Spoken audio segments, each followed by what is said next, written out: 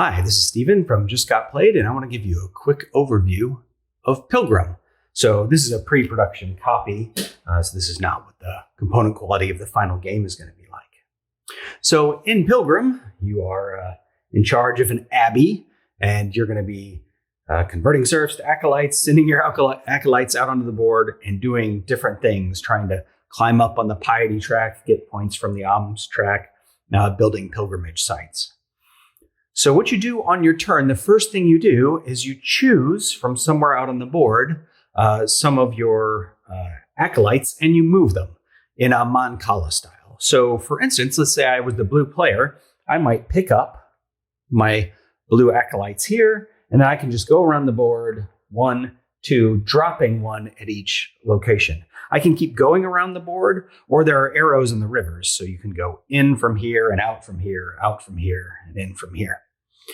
So why did I want to do that? Well, once I have placed my meeples, my acolytes, I can decide what action I want to take on the board.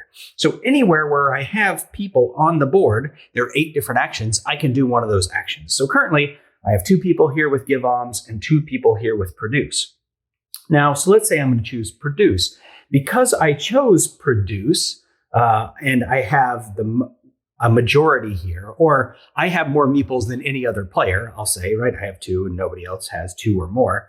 I get to do this with a duty value of 2. If I were tied with someone else, I would get to do it with the duty value of 1. If I were in the minority, I would have to pay a coin in order to be able to do with a duty value of 1. All right, so what does a duty value of 2 give me? So I can choose to produce stone, or I can choose to produce wheat, and then I can get 2 of those.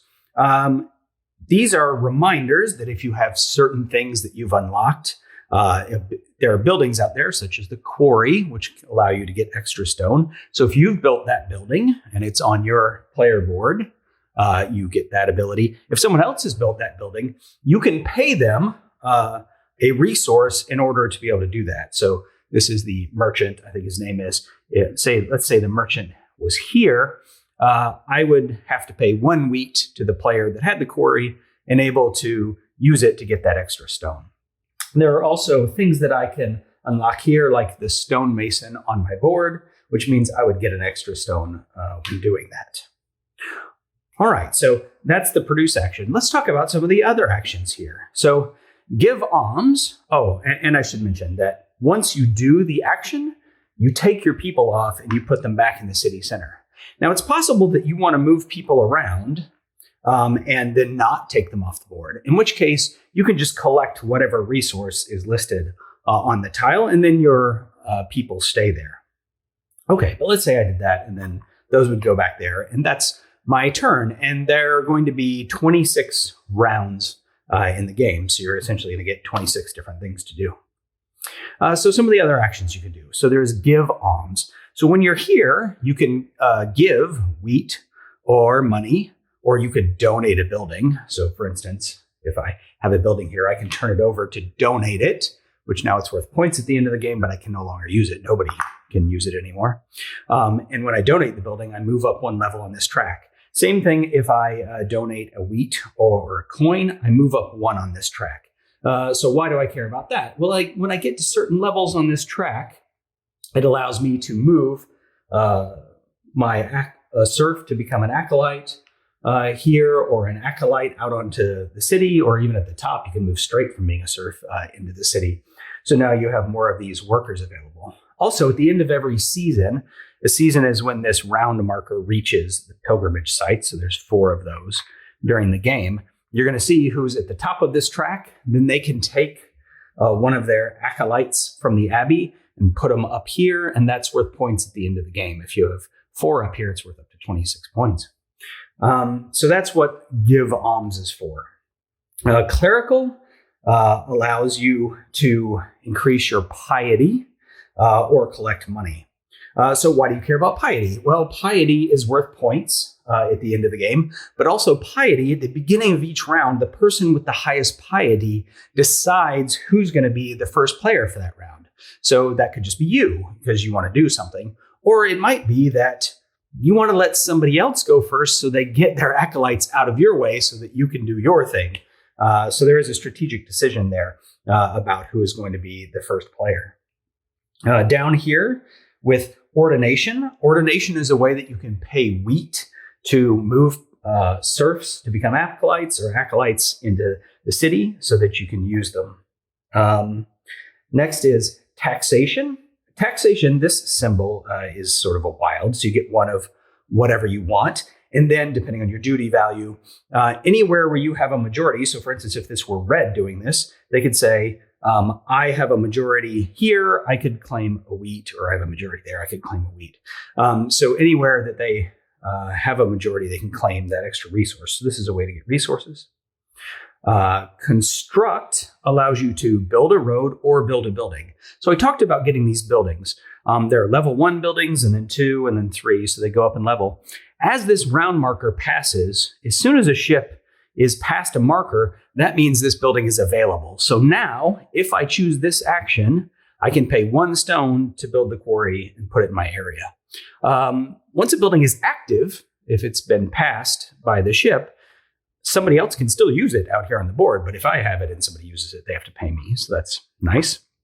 And then let's talk a little bit about building roads. So this says you can build 1 road, but you can build 2 roads if you have activated your road engineer, sent somebody to be a road engineer. All right, so what are roads for? Well, let's talk about build roads, because that also is where you can build shrines, and shrines are related to roads. Now, what do I want to build a road for? There are different things on the board that I can connect to for different reasons. So for instance, this is a pilgrimage site. If I connect to a pilgrimage site, I get 4 points. So I could, over a series of turns, just straight build 3 roads to that pilgrimage site. Incidentally, when I put down the first road, I have to take one of my acolytes from out here on the board and put them there to show that that's my road, but also now I've lost one of my acolytes, so I have less of workers for the Mancala style thing. When I connect to that pilgrimage site, I have to lose 2 piety and pay 3 coins, which I don't currently have. So I couldn't place that tile right now. And then I'll get those points at the end of the game. Also, because this is a length 3 road connecting to that pilgrimage site, I can go over here and I can get this cardinal favor that says length 3, and that's worth 4 points at the end of the game. That would actually go here on my board, taking up one of those slots. If somebody else, if the one that you want is not here, so for instance, if this is gone and you connect a length 5 road, you can't take the 4 or the 3 or something. You can only take exactly the one that matches if it's available.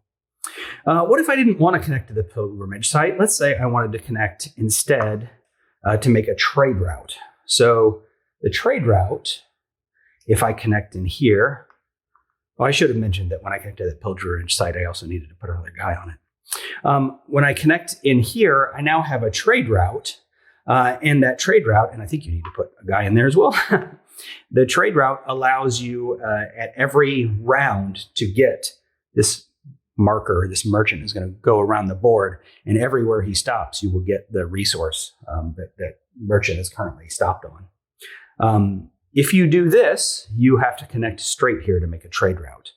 Connecting to a pilgrimage site, though, you could theoretically also put shrines in the path. So, for instance, let me show you. Let's say I did this, and then I built a shrine.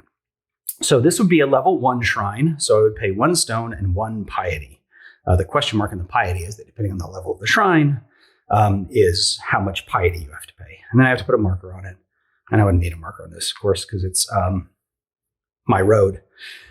At the end of the game, each one of these is worth 1 point. Because that's the first level of the shrine. Then off of that shrine, I could start doing additional connections. So for instance, I could build, let's say I build here. Then the next level shrine, a level 2 shrine, has to be at least 2 away. I could build here. This actually costs one extra to build a bridge, 1 extra stone when you build that. And then I could build another shrine. This shrine also would require me to put another person here. Now each of these tiles is worth 2 points because it's level 2. And then ultimately, I could then connect into a pilgrimage site when I would pay 4 piety and 4 money. And this one, again, was 2 piety and 1 stone when I built it. And then I would get those 5 extra points. So when you're building to a pilgrimage site, you can build the shrines. The shrines get more and more valuable. I could keep going this way, and each thing would be worth 3 till I could do another shrine, and then things would be worth 4. And I could ultimately connect into this or wrap around however you decide to build your route. All right, so allocation. So that's the shrines and the roads and the upgrades. One other upgrade you can do, by the way, is if, say, it was Red's turn and they wanted to build out this way, they could replace this tile with, say, that tile, right? So now Blue's road is still the same, but now I've built a road, but I'm going out that way. Okay. All right. So allocation is what allows you to move people from being acolytes to one of these sort of enhancements that you get to have, or the other way around. So that is what allocation is for. And yeah, there we go. So I think we we covered all of the 8 actions on the board. We talked about the ways that you score points. Your people who are on the board, either on the duty tiles or in the city, not on pilgrimage sites and roads at the end of the game, are also worth points. You get points here. You get points from buildings that you've donated. You get points from the alms track. Leftover resources can be worth points, and you are limited to how much wheat and stone you can hold at the end of each round. So anyway, you're going to do that over, like I said, 26 rounds, and whoever has the most points at the end is going to be the winner. So again, that's a general overview of the game. Not every rule, but I hope it gives you an idea of what's interesting about this game. So let me know in the comments if you have any other questions about this, and I'll try to answer them. Thank you very much. We hope you enjoyed the video, and if you did, please leave a comment or hit the like button. It really does help us out. If you have suggestions for future videos, let us know in the comments as well, and then subscribe to see what we come up with next.